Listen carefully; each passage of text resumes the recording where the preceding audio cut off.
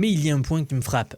Meta annonce un budget d'investissement entre 115 et 135 milliards de dollars pour 2026. C'est presque le double de l'année précédente. Et le résultat de tout cet argent, c'est un modèle qui arrive 4e ou 5e selon les benchmarks. Pendant ce temps, ZAI produit le meilleur modèle open source du monde entraîné sur des puces chinoises et DeepSeek prépare un modèle de 1000 milliards de paramètres à une fraction de coût.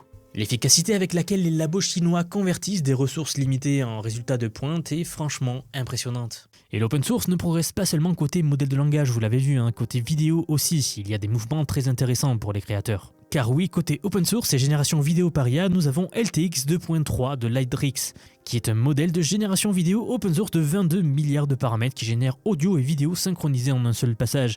J'ai eu l'occasion de le tester avec une 4080, c'est assez impressionnant. Nous pouvons faire des vidéos jusqu'à 1080p à 50 images par seconde, avec un éditeur de vidéo Desktop complet, qui est gratuit et open source, qui tourne entièrement en local sur votre machine. Pas besoin d'internet après l'installation, pas de coût par génération, accès complet au poids du modèle. Ce qui est remarquable, c'est l'accessibilité. La dernière mise à jour du logiciel a réduit drastiquement l'utilisation de mémoire vidéo. Aujourd'hui, une carte graphique avec 12 Go de VRAM suffit pour faire tourner ce modèle. Nous parlons de cartes graphiques à quelques centaines d'euros. Le maximum de mémoire constaté pour un clip de 10 secondes en 720p, c'est de 13 Go.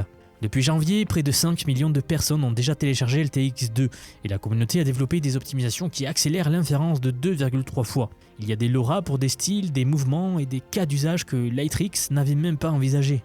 Nous sommes vraiment dans une situation où un créateur indépendant avec un PC gaming correct et un bon modèle de langage open source peut produire du contenu vidéo avec un audio synchronisé, l'éditer localement et ne dépendre d'aucune plateforme.